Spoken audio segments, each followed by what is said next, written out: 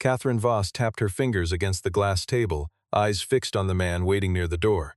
Logan Shaw, her driver, a quiet man whose hands looked like they belonged to someone who had worked hard his entire life. She smiled at her colleagues and said something reckless. "If he dares to date my sister Violet even once, I will raise everyone's salary." No one believed Logan would agree. No one believed Violet would say yes. And no one, not even Catherine, understood what that single careless dare was about to unleash inside all three of their lives forever. Stay until the very end, because nothing about this story unfolds the way anyone, including Catherine, truly expects it to. Logan Shaw arrived at the office before 6 every morning, long before the building's lobby lights had finished warming up, long before the espresso machine on the 31st floor had been switched on by anyone else. He was 36 years old, broad-shouldered, soft-spoken, and almost invisible to the people who worked above him at Voss Capital Group. His job title, technically, was driver and personal assistant, though in practice it meant he carried bags, scheduled calendars, fetched coffee, and absorbed whatever frustration spilled over from executives who never bothered to learn his last name. He kept his shoes polished and his shirts pressed not because anyone demanded it, but because it was the only kind of order he still had full control over. Before leaving the apartment each morning, Logan always checked on his daughter Grace, 8 years old, still half asleep, her sneakers lined up neatly by the door the way he had taught her since she was small. He made her lunch in silence, packed it the same careful way every single day, and left a short note tucked inside her bag that she never mentioned finding but always quietly kept. Grace had grown used to a father who said very little about himself, who answered questions about her mother gently but briefly, and who carried something heavy behind his calm eyes that she had learned not to ask about. 3 years earlier, Logan had buried his wife, and in the months that followed, he had rebuilt his life from almost nothing, deliberately small, deliberately quiet, the kind of life that asked nothing of anyone and expected nothing in return. He moved through his days with a discipline that looked, to outsiders, like simple obedience, but was in fact something closer to control, the only form of control he still allowed himself to hold on to. Every morning, before the rest of the office arrived, Logan sat at a narrow desk near the parking garage entrance and reviewed the day's schedule with the same precision he once reserved for far larger numbers. In the bottom drawer of that desk, beneath old parking permits and a spare tie, sat a worn notebook filled with calculations, valuation models, and notes written in a tight, fast hand that no one at Voss Capital had ever bothered to glance at twice. To them, Logan Shaw was simply the man who opened car doors and remembered which executives liked their coffee black, the man who never complained when he was made to wait, the man who blended so completely into the background of the building that most employees could not have described his face if asked. None of them thought to ask why a driver would need a notebook full of numbers like that, and Logan never gave them a reason to wonder. He had learned, in the years since Chicago, that the safest place to hide a sharp mind was inside a job no one expected to require one, and he wore that disguise the way other men wore expensive suits, comfortably, deliberately, and without complaint. Occasionally, a junior associate would breeze past his desk without so much as a glance, dropping a folder for him to file or a dry cleaning ticket for him to collect, never once pausing to wonder whether the man accepting these small errands had ever stood inside a boardroom of his own. Logan never resented it the way he once might have, because resentment, he had learned, cost more energy than it returned, and energy was something he had decided to spend only on Grace and on the slow, careful project of rebuilding a life that no longer depended on anyone's approval.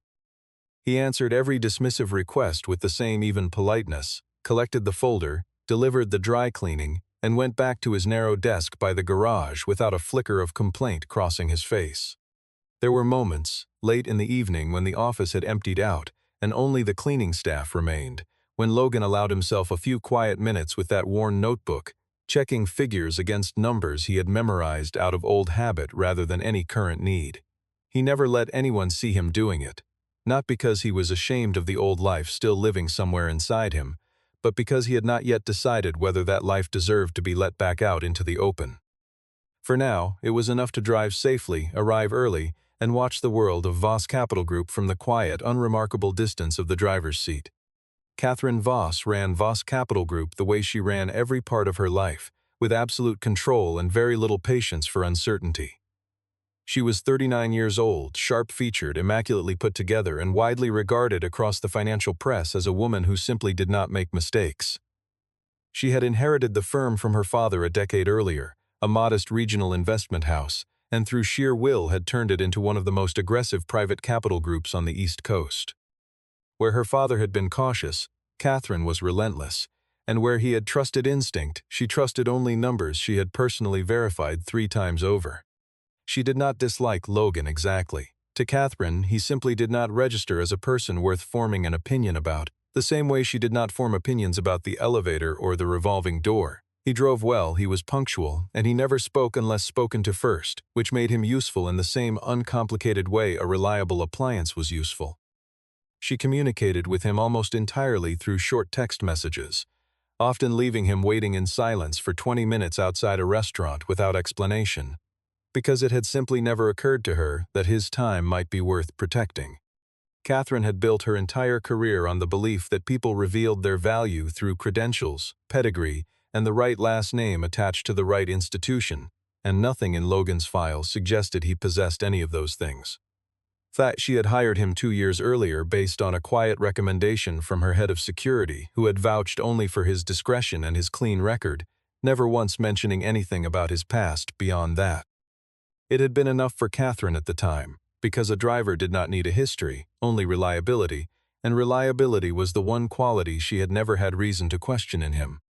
Her father had built the original firm on careful, almost timid decisions, and Catherine had spent her entire childhood watching him hesitate at moments that, looking back, had cost the family millions of dollars in missed opportunities. She had promised herself, long before she ever sat behind his old desk, that she would never let caution slow her down the way it had slowed him, and for the most part that promise had served her well, multiplying the firm's holdings far beyond anything her father had managed in 3 decades. What it had not given her, though she rarely allowed herself to dwell on it, was very much of a life outside the office, a fact she covered with long hours and an unspoken assumption that work was simply what people like her did instead of everything else. She had not been on a real date herself in over a year, a detail she would have denied if anyone had been bold enough to ask, and some quiet, unexamined part of her resented how easily Violet seemed to attract affection she herself had stopped expecting. It was not jealousy exactly, Catherine told herself, only concern, the natural protectiveness of an older sister who had learned the hard way that charm without substance eventually crumbled under pressure. She rarely paused to consider that her own life, organized so completely around control and verification, might be missing something just as important as the qualities she kept demanding her sister find in someone else. On a Thursday afternoon, during a closed-door strategy meeting with 3 senior partners, Catherine's mind drifted, as it often did, to her younger sister. Violet had just ended her 3rd serious relationship in 2 years, each one collapsing under the same quiet pressure, a boyfriend who could not stand being introduced as the man dating a Voss. Catherine loved her sister fiercely, but her love came wrapped in judgment, the kind that masqueraded as concern. She wanted Violet to stop chasing handsome, hollow men who folded the moment things became difficult, and she said so bluntly in front of the entire room. One of the senior partners, a man named Caleb who had worked alongside Catherine for nearly 6 years, half-joked that what Violet really needed was someone painfully ordinary, someone with absolutely no interest in the Voss name or the Voss fortune. Catherine laughed, started to dismiss the idea, then happened to glance through the glass wall toward the hallway, where Logan stood waiting, patient as always, holding her coat over one arm. Something cold and amused settled behind her eyes, the particular look she got right before making a decision she would later insist had been entirely reasonable. The thought arrived fully formed, almost elegant in its cruelty, a perfect demonstration she could hand her sister wrapped in the appearance of a harmless favor. She walked out into the hallway and asked him, directly in front of the partners who had followed her to the doorway out of curiosity, whether he had been on a single date since his wife had passed. Logan's expression did not change. He answered simply that he had not. Catherine studied him for a moment the way she might study an unfamiliar asset before deciding whether it carried any value at all, and then made him an offer disguised as a request, the kind of offer that, coming from his employer, did not feel entirely optional. She wanted him to take her sister Violet to an art gallery opening that Friday evening, just once, nothing more, and in exchange she would arrange a bonus equal to 3 months of his salary.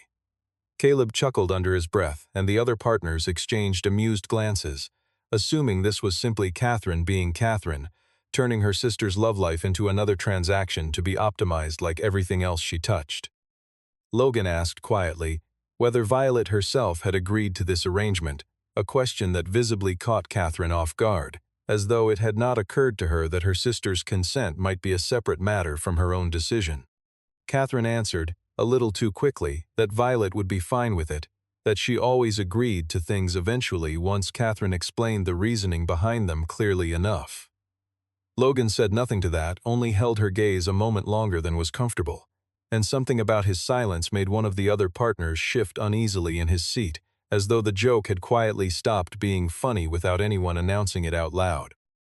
What none of them expected, including Catherine herself, was the long, steady silence that followed after that exchange, or the calm in Logan's voice when he finally answered that he would go, but that he did not need the money. The room went quiet in a different way after that. It was not defiance exactly. Nothing in his posture suggested rebellion, but there was something in the simplicity of his refusal that Catherine could not immediately categorize. And for the first time in longer than she could remember, she found herself uncertain about a decision she herself had made only moments earlier. She covered the feeling quickly, the way she covered every uncomfortable feeling, with a brisk nod and a return to the conference room, already half convinced the entire exchange had meant nothing at all. Caleb caught her eye briefly as the meeting resumed, a small, curious smile still lingering on his face, though he said nothing further about it. Violet Voss received the phone call from her sister later that same afternoon, sitting cross-legged on the floor of the small gallery she curated in Lower Manhattan, surrounded by crates of unopened artwork waiting to be hung. Catherine's voice on the line was light, almost careless, the way it always was when she was being least honest about her intentions. "He's just my driver," she said. "Simple, uncomplicated, nothing for you to overthink." Violet, 31 years old and exhausted by a long string of men who had been anything but simple, found herself agreeing before she had fully decided to.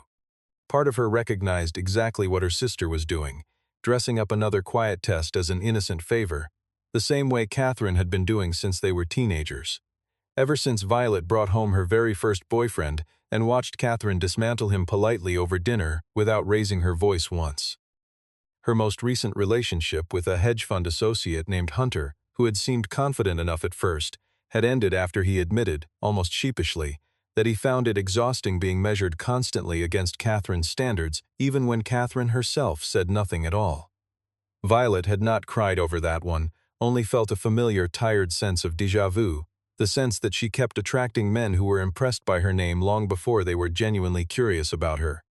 And yet there was something almost refreshing in the idea of an evening with someone who had absolutely nothing to gain by impressing her, no family business to inherit, no social circle to maintain, no agenda hidden beneath good manners. Violet told herself it would be one evening, easily forgotten, and went back to unpacking crates without giving it much more thought, though some small, unguarded part of her found herself oddly curious about what kind of person agreed to a blind favor for his employer without complaint. She met Logan in person 2 days later, in the marble lobby of Voss Capital Group, where he stood waiting near the security desk in a clean dark blue shirt. No expensive suit, no obvious effort to impress anyone. While he waited for her to finish signing a delivery form for the gallery, Violet noticed the worn hardcover book tucked under his arm, dense, academic, the kind of book people read because they were genuinely curious, not the kind people carried around to look intelligent in front of strangers. She glanced at the title twice before deciding not to ask about it yet, filing the small detail away the way she filed away interesting brushstrokes on a canvas, something to return to later. Their first real exchange was brief, almost nothing, a handful of sentences about traffic and the weather, yet something in his tone caught her attention. When he asked about the gallery opening, his curiosity sounded entirely genuine, not the polite performative interest she was used to from men trying to seem thoughtful in front of a woman they wanted something from. Violet found herself answering more fully than the question required, describing the artist, the theme of the show, the long argument she'd had with the building's contractor about lighting, and Logan listened the way very few people ever did, without checking his phone, without waiting for his turn to talk about himself instead. The gallery opening that Friday evening filled quickly with the usual crowd, financiers and collectors and a handful of genuine artists drifting awkwardly between conversations about money disguised as conversations about culture. Logan arrived precisely on time, dressed simply. and offered his arm to Violet without ceremony as they stepped inside beneath the gallery's high white walls. A few familiar faces turned to look, the kind of subtle, assessing glance Violet had grown used to receiving her entire adult life, though this time, the question hovering behind their eyes was clearly aimed at her companion instead. Violet introduced him only by his first name, no title, no explanation, and Logan accepted the lack of context without a flicker of discomfort. They stopped first in front of a large abstract canvas valued, according to the small card beside it, at well over $2 million. Logan studied it for a long moment in silence, then made a quiet observation about the way the artist had used empty space to create visual pressure rather than relief. An observation that sounded less like small talk and more like something pulled from years of genuine study.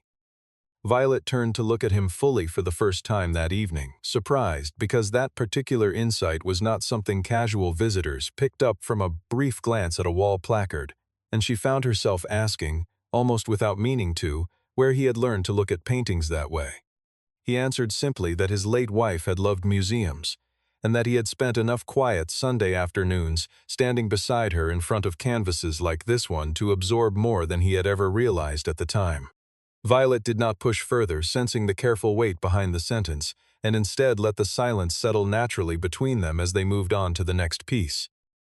As they continued slowly through the gallery, piece by piece, Logan said very little, but everything he did say landed with unusual precision, and Violet noticed herself talking more than she normally allowed herself to with strangers, drawn out by the simple fact that he seemed to actually be listening. In front of a small bronze sculpture near the back wall, Violet mentioned, half joking, that most of the guests in the room had no real opinion of the piece beyond its price tag, and that she sometimes wondered why she bothered curating shows for an audience that mostly wanted to be photographed beside the art rather than look at it. Logan considered the question seriously rather than offering an easy compliment, and told her that perhaps the work mattered regardless of who was watching, that a piece could still be true even if most of the room missed the point of it entirely. Violet stopped walking for a moment, struck by how naturally the remark had landed, exactly the reassurance she had not realized she needed to hear that particular evening. Partway through the evening, one of Catherine's longtime business associates, a tall, silver-haired investor named Wyatt, spotted them across the room and did a visible double take at the sight of Logan in a setting like this. Wyatt's eyes lingered a beat too long, recognition flickering somewhere behind his polite smile, but he said nothing, only offered a brief nod before turning quickly back toward his own conversation. Violet noticed the strange hesitation, the way Wyatt's expression had shifted from confusion to something closer to caution, and filed it away beside the worn academic book and the careful, deliberate way Logan moved through a room full of money without ever seeming impressed by it. When the evening ended and Logan walked her to her car, Violet finally asked the question that had been sitting in the back of her mind since the phone call from her sister.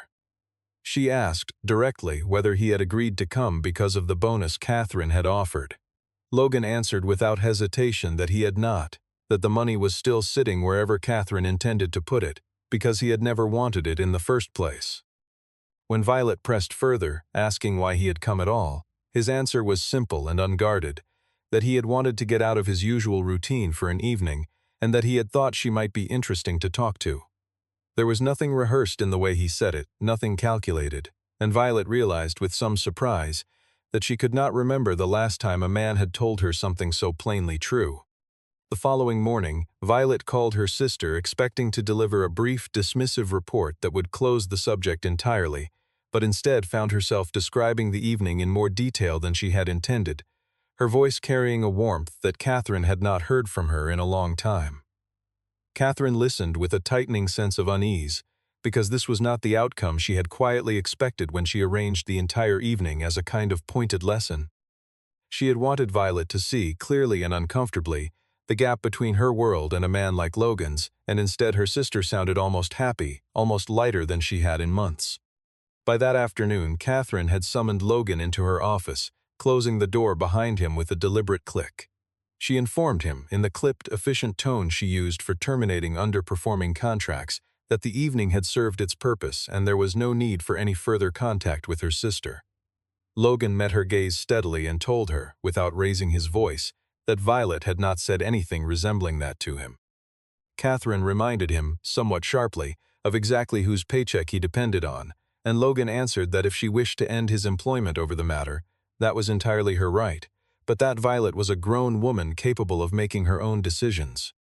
Frustrated and unsettled by an exchange that had not gone the way authority usually went in that office, Catherine began quietly digging into Logan's background that same week, starting with a handful of discreet calls to people who had once worked alongside him at the firm. What she found, or rather failed to find, only deepened her unease because his employment file listed no university degree, no prior references in finance, and no professional network of any kind that she could trace through the usual channels. And yet something about the calm precision in his voice during their last conversation did not match the profile of an ordinary driver at all, and the more she sat with that contradiction, the more it bothered her. Meanwhile, Violet had begun calling Logan for reasons that had nothing to do with romance, at least on the surface, asking his opinion on a contract she was considering for a major new exhibition partnership with a gallery in another city. Logan read through the document she emailed him late one evening, and the next morning sent back 3 specific concerns about indemnification clauses, written in precise, almost legal language that no casual observer would have noticed buried in dense paragraphs of boilerplate text. Violet read his notes twice, then sat back in her chair for a long moment, quietly recalculating everything she thought she understood about the man her sister had dismissed so easily as nothing more than convenient and harmless. Over the following 2 weeks, Logan and Violet continued to find small, almost accidental reasons to see each other, never quite calling it dating, though it had clearly become something more than a single arranged evening. She stopped by the modest garage near his apartment one Saturday afternoon, where he spent weekends restoring an old sedan purely for the satisfaction of the work, and watched him explain torque specifications with the same calm fluency he had used to discuss abstract art weeks earlier. Grease streaked across his forearms, sleeves rolled up, and for a moment Violet thought he looked more at home here, hands buried in an engine, than he ever had standing in pressed shirts inside her sister's marble lobby. She asked him, half teasing, whether there was anything he was not quietly good at, and Logan considered the question seriously for a moment before admitting that he had never learned to dance properly, something his late wife had spent years trying and failing to teach him. The admission made Violet laugh for the first time that afternoon, a real laugh, unguarded, and Logan smiled back at her with an ease that surprised them both, neither one quite expecting a garage full of spare parts to feel this comfortable. She began noticing other small inconsistencies too, the way he recognized the names of obscure investment firms mentioned casually on the radio, the way he once referenced, almost in passing, a winter spent in Chicago that sounded nothing like the life of a man who had only ever driven cars for other people. Inside Voss Capital Group, a senior analyst named Mason happened to glance over Logan's shoulder one afternoon while he was reviewing a printed report at his small desk near the garage entrance and froze for a moment at what he saw written in the margins. The annotations followed a valuation methodology Mason recognized from a now-defunct Chicago investment firm whose collapse had made headlines years earlier, a methodology not taught in business schools, only learned by people who had actually built and broken funds using it firsthand. Mason said nothing in the moment, embarrassed by his own curiosity, but he looked at Logan differently from that day forward, with a kind of cautious respect he could not quite explain to himself or to anyone else in the office. Around that same time, Wyatt, the silver-haired investor who had recognized something familiar in Logan at the gallery weeks earlier, mentioned the encounter to Catherine almost in passing during an unrelated phone call about quarterly projections. He admitted he could not place exactly where he knew the face from, only that something about the man's bearing reminded him of a name connected to a messy Chicago fund collapse he had read about years before, though he could not for the life of him recall the details. Catherine thanked him politely and hung up the phone slowly, the small, unplaceable remark settling uncomfortably alongside everything else that had started to feel slightly out of order in her carefully managed world. Catherine, growing increasingly uneasy, eventually hired a private researcher named Jason, a careful, methodical man she had used before for background checks on potential business partners, to dig deeper than casual phone calls could reach. He returned within days with a short report containing a single startling detail delivered to her in person across her own desk with the particular caution of someone who suspected his client would not like what she was about to read. Years earlier, a man named Logan Ashford Shaw had been named in a sealed corporate lawsuit filed in Chicago. though the records themselves remained locked behind a confidentiality order that the researcher could not break through no matter how many contacts he tried. He told her plainly that whatever had happened in that courtroom had been significant enough to warrant a permanent seal, the kind reserved for cases involving substantial sums or reputations that powerful people wanted kept quiet. Catherine stared at the name on the page for a long time, the unfamiliar middle name sitting strangely beside the man she thought she had fully categorized the moment she met him. And for the first time in this entire affair, she felt something closer to genuine alarm than irritation. She dismissed the researcher, sat alone in her office long after he had gone, and found herself, despite every instinct telling her not to, replaying every quiet, unremarkable interaction she had ever had with Logan Shaw in a completely different light. Violet confronted Logan directly rather than waiting for her sister to uncover the rest on her own, arriving at his apartment one evening, after Grace had already gone to bed, and placing a single printed page on his kitchen table with the name Logan Ashford Shaw typed plainly across the top. Logan looked at the page for a long moment, then poured 2 cups of coffee without any visible panic, set one in front of her, and finally began to speak, his voice low and steady, the voice of a man who had rehearsed this explanation in his head many times without ever expecting to need it. He told her, calmly and without self-pity, that years earlier he had co-founded and served as chief investment officer of a private fund based in Chicago, one that had once managed assets worth well over $1 billion, a fact that sounded almost unreal sitting across a kitchen table from him in this small, modest apartment.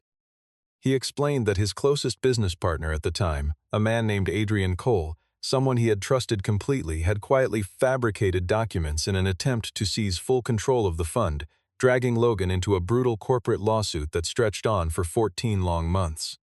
Though Logan eventually won the case and cleared his name entirely, the victory came at a devastating cost, because during those same 14 months his wife had grown seriously ill, and by the time the lawsuit ended, there had been no time left to properly notice how sick she truly was. He paused there, turning his coffee cup slowly between his hands, and told Violet that he had spent years afterward wondering whether a different version of himself, one less consumed by depositions and court filings, might have noticed the warning signs sooner, might have had more time with her than the handful of difficult months they were eventually left with. Violet did not offer any easy comfort to that, only let it sit in the room between them, sensing that he had not told this part of the story to many people and did not need her to fix it, only to hear it. After her death, Logan sold his remaining stake in the fund, left Chicago entirely, and deliberately built a smaller, quieter life from almost nothing, not because he had been defeated, but because he no longer wanted any part of the world that had cost him so much. The meetings, the lawyers, the numbers that mattered more to everyone else than the people standing behind them. He told her that Grace had been only 5 years old at the time, too young to understand most of it, and that watching her grow steadily in this smaller, quieter life had been the one thing that convinced him he had made the right choice in walking away from everything he used to be. He told Violet that his arrival at Voss Capital Group had not been entirely random either, explaining quietly that Adrian Cole was now attempting to broker a merger deal with her sister's firm, the very same man whose fabricated documents had once nearly destroyed Logan's career and reputation years earlier. Logan had taken the modest driving position specifically to watch the deal unfold from the inside, to gather enough verified information to stop Catherine from signing an agreement that would eventually hollow out everything she had spent a decade building, the way it had once hollowed out everything he had built in Chicago. Violet sat in silence for a long moment after he finished, processing the careful, deliberate patience behind everything he had done, then finally asked why he had never simply told her sister the truth from the very beginning, instead of waiting and watching from the shadows of her own company. Logan's answer was quiet and direct, that Catherine would never have listened to a warning from a man she had already decided was beneath her attention, and that he needed her to see the facts laid out clearly before she could possibly see him as anything more than the help. Violet reached across the table and rested her hand briefly over his, not as a grand gesture, only as a small acknowledgement that she finally understood the full shape of who he was. The next morning, Violet went straight to her sister's office and asked her, without preamble, to delay the signing ceremony scheduled for that coming week with her prospective merger partner. Catherine refused immediately, citing months of careful negotiation and the considerable money already spent on lawyers and due diligence, But Violet did not leave, setting a small drive on the desk between them instead and saying simply that there was something Logan Shaw wanted her to see first. Catherine opened the files reluctantly, expecting nothing more than a desperate distraction, and instead found a 47-page financial analysis laying out, in precise and unmistakable detail, hidden liabilities buried inside the merger structure, weak points in the proposed governance terms, and documented evidence of fraud connected directly to Adrian Cole, the very partner she had spent months courting. She called Logan into her office immediately, and for the first time since they had met, she looked at him without the dismissive certainty that had defined every previous interaction between them. He walked her through the findings calmly, point by point, never raising his voice, even when she interrupted him twice, with sharp, defensive questions, answering each challenge with another piece of verified data rather than emotion. When Catherine demanded to know how he had managed to compile such a thorough analysis without access to the firm's internal systems, Logan reminded her quietly that he had spent 2 years driving her to every meeting connected to this deal, present in rooms where people often forgot a driver could hear, let alone understand, what was being discussed around him. Caleb sat quietly in the corner of the room throughout, watching the exchange with growing astonishment, recognizing, perhaps faster than Catherine herself, exactly what kind of mind they had been overlooking for 2 years. At one point, Caleb leaned forward and asked Logan a pointed technical question about one of the governance clauses, half expecting to catch him in a gap, and Logan answered it so completely and so quickly that Caleb simply sat back again without another word, a faint, disbelieving smile crossing his face. By the end of the meeting, Catherine had quietly canceled the signing ceremony entirely, and Adrian Cole, sensing the shift the moment he walked into the building and saw the mood in the room, departed citing only a vague need for further review, though everyone present understood exactly what that really meant. Once the office had emptied out and the two of them were finally alone, Catherine asked Logan, in a voice stripped of its usual authority, why he had not simply come to her directly the moment he started working there instead of waiting 2 long years to act. Logan answered honestly that she had already decided who he was the very first moment she saw him standing by that door, and that he had needed her to see the numbers clearly before she could possibly see him as anything more than a driver who carried her coat and remembered her coffee order.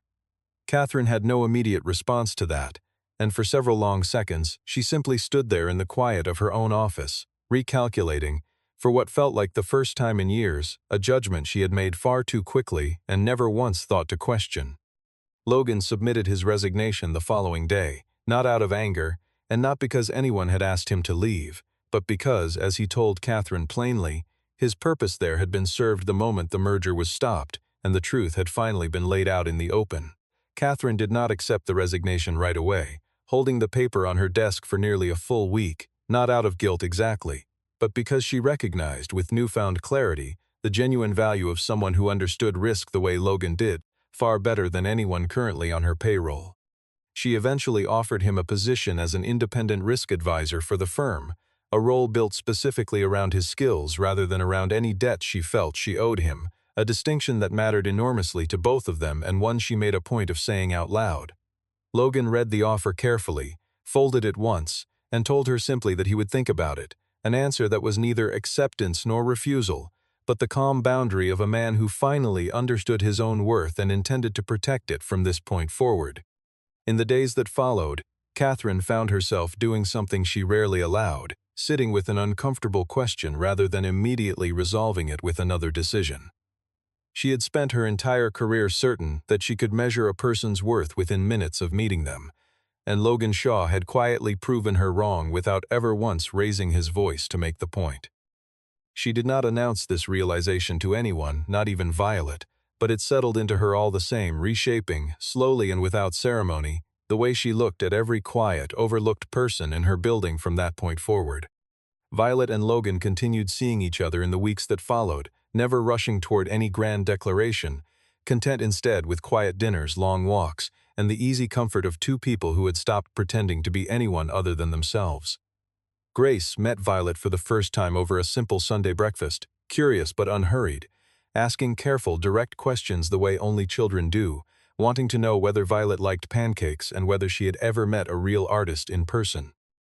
Violet answered each question patiently, and watched the two adults talk easily across the table without the careful tension she sometimes noticed in her father around new people, deciding quietly, in the private way children decide things, that she approved. Later that same afternoon, while Logan washed dishes in the small kitchen, Grace pulled Violet aside with the particular seriousness of an 8-year-old delivering important information, and told her that her father almost never smiled like that around anyone new, as though this were a fact Violet needed to know before going any further. Violet thanked her solemnly, matching the gravity of the moment, and felt something settle quietly into place inside her own chest. A sense that whatever this was becoming, it was being built on something steadier than the relationship she had grown used to losing. One evening, standing together in the gallery during the opening of a new exhibition Violet herself had curated, she asked him what he thought he might do next, now that the merger was dead and his old name had finally surfaced into the light after all these years. Logan looked slowly around the room before answering that he thought he might stay in the city a little while longer, that there did not seem to be any particular reason to rush toward whatever came after this. There was no dramatic kiss in that moment, no sweeping declaration of love, only Logan standing quietly beside Violet in front of a painting neither of them had seen before, both of them simply at ease, neither in a hurry to be anywhere else. Across town, Catherine sat alone in her office long after everyone else had gone home, Logan's folded offer still sitting on the corner of her desk, and found herself, for once, in no rush to demand an answer. None of the three of them, not Catherine, not Violet, and not Logan himself, ever fully realized that the reckless little dare made in a glass conference room weeks earlier, the one moment when all three of them had been so certain they understood exactly how it would end, turned out to be the only night none of them had been right at all.